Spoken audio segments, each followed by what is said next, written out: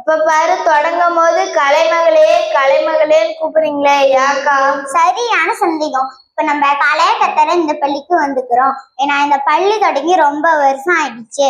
இங்க வந்து கலைமகளை வழங்குறது ரொம்ப அவசியம். நம்ம நாட்டு ஆராயலாமா? ரொம்ப சாப்பிட்டுமா?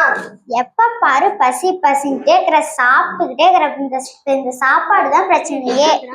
சாப்பாட்டுல அப்படி என்னக்கா பிரச்சனை?